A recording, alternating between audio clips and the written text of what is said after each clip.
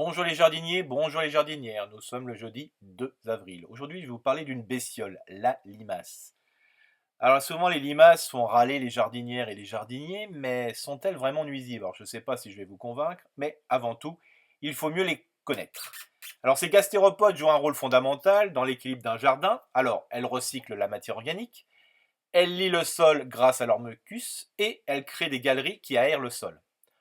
En mangeant la matière dès sa décomposition, les limaces luttent contre le développement de pathogènes.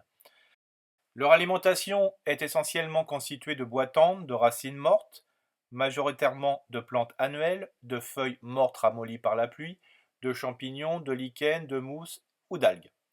Elles sont gourmandes de détritus en décomposition, inertes ou mortes, comme le compost frais. Ce qu'elle aime bien aussi, c'est les décompositions aux parfums fermentés, fruités, maltés ou sucrés. Elle s'intéresse aux plantes lorsqu'elles sont faibles, stressées, fanées ou malades et bien sûr, malheureusement, aux jeunes pousses. Alors des températures supérieures à 10 degrés ou une forte humidité sont favorables à leur prolifération. Au contraire, des épisodes secs et chauds stoppent leur développement. L'année dernière, à partir du 15 juin, c'est vrai que vu la canicule, on n'a pas eu de limaces au jardin. Des jardins envahis de limaces font suite à plusieurs situations. La première, c'est que les aménagements favorables comme ceux à base de planches sont favorables au développement des limaces. Alors je parlerai bien sûr des jardins au carré où les limaces se réfugient dans les planches la nuit et le matin, elles viennent dévorer ce que vous avez au milieu des carrés.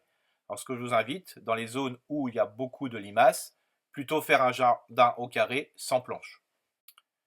La deuxième situation, c'est quand il y a un manque de matière organique en décomposition à manger, dans et sur le sol.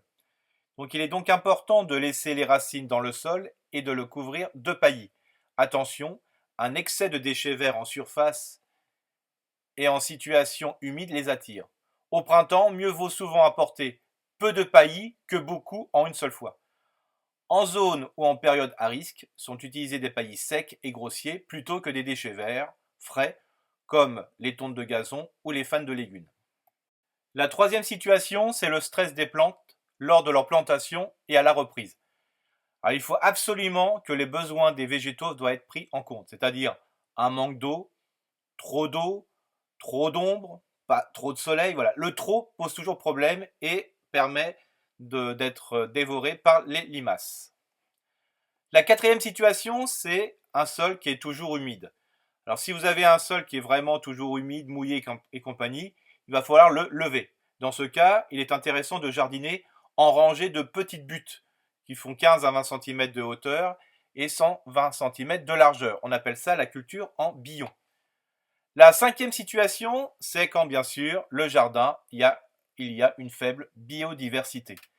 Donc pour favoriser les auxiliaires dévoreurs d'œufs ou de limaces adultes, les habitats sont à multiplier, comme les tas de branchages avec des feuilles mortes. Alors ça, c'est pour les hérissons, les musaraignes, les orvets. Les champêtres, là, c'est pour les merbes et autres différents oiseaux. Les pierres plates ou tuiles, donc ça sera pour les carabes et les staphylins.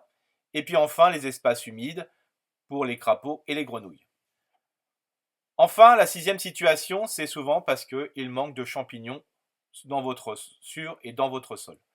Parce qu'il faut savoir que les champignons sont les aliments préférés des limaces.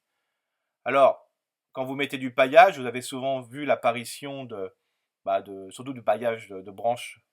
Vous avez vu l'apparition de champignons. Ça, c'est très très bien. Ça permet d'attirer les limaces à cet endroit-là et de ne pas dévorer vos légumes. Donc, attention au traitement au cuivre en excès, qui va limiter la biodiversité du sol. Alors, bien entendu, il existe des astuces culturales. La première, c'est aérer le sol à travers le paillis, grâce à une griffe ou un aérateur de sol.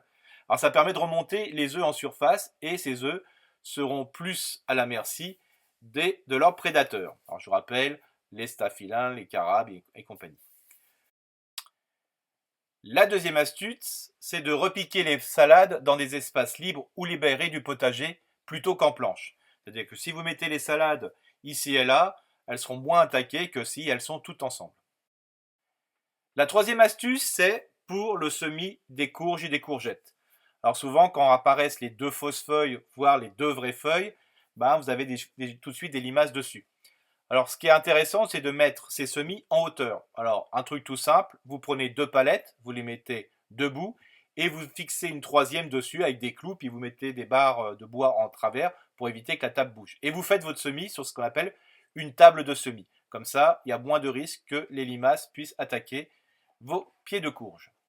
La quatrième astuce est d'entourer les plantes sensibles de mélanges à base de sciure de bois, de cendres, de coquilles d'œufs, d'aiguilles de pin ou de sapin. Alors, cette mixture, ce cocktail va permettre de gêner leur progression. Ce que vous pouvez faire aussi, c'est un paillis de feuilles de fougère aigle, de sciure de robinier et de feuilles vertes de chêne, ou les trois en même temps. Alors bien sûr, ça c'est un répulsif, mais attention, on ne peut pas ramasser de la fougère aigle comme ça en forêt. Si vous avez une forêt privée, vous pouvez le faire. Attention pour tout ce que vous prélevez en forêt. La cinquième astuce, c'est plutôt pour les courges, les salades ou les choux.